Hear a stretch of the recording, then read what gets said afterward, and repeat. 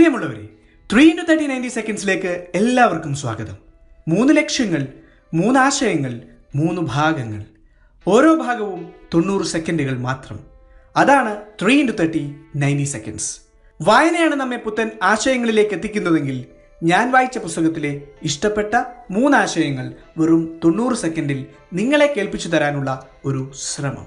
ഈ ഉദ്യമത്തിന് പ്രധാനമായും 3 ലക്ഷ്യങ്ങളാണുള്ളത്. ഒന്ന്, വെറും 90 സെക്കൻഡിൽ 3 ആശയങ്ങൾ നിങ്ങളിൽ എത്തിക്കുക. 2, നല്ല പുസ്തകങ്ങൾ തിരഞ്ഞെടുക്കുവാനും വായിക്കുവാനും നിങ്ങളെ പ്രേരിപ്പിക്കുക. 3, നിങ്ങളുടെയും എൻ്റെയും വായനാശീലം കുറ്റമറ്റതാക്കുക.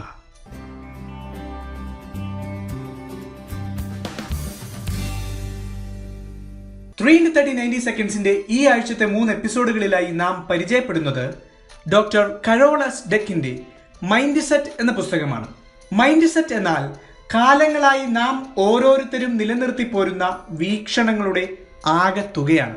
അതൊരു മാനസിക തലമാണെന്നിരിക്കെ നമുക്ക് നമ്മളിൽ തന്നെയുള്ള വിശ്വാസമെന്നോ നമുക്ക് നമ്മുടെ തന്നെയുള്ള ഗുണങ്ങളിലുള്ള വിശ്വാസമെന്നോ വേണമെങ്കിൽ അതിനെ വ്യാഖ്യാനിക്കാം. മൈൻഡ് സെറ്റുകൾ പ്രധാനമായും 2 തരമാണ്. ഒന്ന്, growth mind set. 2, fixed mind set. ഈ 2 മൈൻഡ് സെറ്റുകളെ കുറിച്ചാണ് ഡോക്ടർ കരോൾ എസ് ഡക്ക് ഈ പുസ്തകത്തിൽ വിവരിക്കുന്നത്. 3 സെക്കൻഡ്സിന്റെ ആദ്യ എപ്പിസോഡിൽ ഈ 2 മൈൻഡ് സെറ്റുകൾ തമ്മിലുള്ള 3 പ്രധാനപ്പെട്ട വ്യത്യാസങ്ങളാണ് അവതരിപ്പിക്കപ്പെടുന്നത്. ഒന്ന്, ഒരു ഗ്രോത്ത് മൈൻഡ് സെറ്റ് ഉള്ള വ്യക്തി വിശ്വസിക്കുന്നത് തന്റെ അടിസ്ഥാന ഗുണങ്ങളെല്ലാം തന്നെ പ്രയത്നത്തിലൂടെ പരിപോഷിപ്പിച്ചെടുക്കുവാൻ കഴിയുമെന്നതാണ്. എന്നാൽ ഒരു ഫിക്സഡ് മൈൻഡ് സെറ്റ് ഉള്ള വ്യക്തി വിശ്വസിക്കുന്നത് തൻ്റെ കഴിവുകളും ബുദ്ധിയും ജനിച്ചപ്പോഴെങ്ങനെയായിരുന്നോ അങ്ങനെയാവും മരണം വരെ എന്നാണ്. അതിൽ മാറ്റങ്ങൾ ഉണ്ടാക്കുവാനോ മെച്ചപ്പെടുത്തുവാനോ കഴിയില്ലെന്നതാണ് ഫിക്സഡ് മൈൻഡ് സെറ്റ് ഉള്ള വ്യക്തികൾ വിശ്വസിക്കുന്നത്. 2, ഗ്രോത്ത് മൈൻഡ് സെറ്റ് ഉള്ള വ്യക്തികൾക്ക് വിജയങ്ങൾ എന്ന് പറഞ്ഞാൽ അവർക്ക് ചെയ്യാൻ കഴിയുന്നത് എന്താണെന്നാണോ വിശ്വസിക്കുന്നത് അതിലും കൂടുതൽ ചെയ്യാനുള്ള ശ്രമങ്ങൾ നടത്തുന്നതാണ്. അവസാന ഫലം എന്താണെന്നതിൽ ഗ്രോത്ത് മൈൻഡ് സെറ്റുകാർ വേവലാതിപ്പെടാറേയില്ല. അവർക്ക് പ്രധാനം സ്വയം വളർച്ചയാണ്. അവർ പറയുന്നത് പരാജയങ്ങളിലും പഠിക്കാൻ പാഠങ്ങൾ ഏറെയുണ്ടെന്നാണ്. എന്നാൽ ഫിക്സഡ് മൈൻഡ് സെറ്റുകാർക്ക് വിജയമെന്ന് പറഞ്ഞാൽ അവരുടെ കഴിവുകൾ മറ്റുള്ളവരുടെ മുന്നിൽ തെളിയിക്കലാണ്.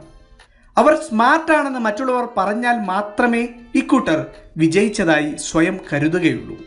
3, ഗ്രോത്ത് മൈൻഡ് സെറ്റുകാർ തോൽവിയെ സ്വന്തം കഴിവുകേടായി കാണുന്നവരല്ല. അവർ തോറ്റുപോയാൽ അല്ലെങ്കിൽ പിന്നിലായാൽ കഠിനാധ്വാനം കൊണ്ട് അതിനെയൊക്കെ മറികടക്കാൻ കഴിയുമെന്ന് വിശ്വസിക്കുന്നവരാണ് ഗ്രോത്ത് മൈൻഡ് സെറ്റ് ഉള്ളവർ. എന്നാൽ ഫിക്സഡ് മൈൻഡ് സെറ്റുകാർ ഓരോ തോൽവിയെയും വലിയ തിരിച്ചടികളായാണ് കാണുന്നത്. ആ തോൽവികൾക്കെല്ലാം കാരണം തങ്ങൾക്ക് കഴിവില്ലാത്തതാണെന്ന നിഗമനങ്ങളിലേക്ക് ഇക്കൂട്ടർ വേഗത്തിൽ എത്തുന്നു.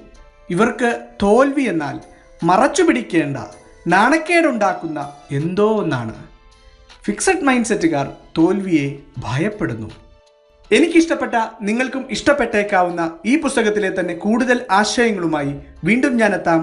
അതുവരേക്കും വിട. നന്ദി.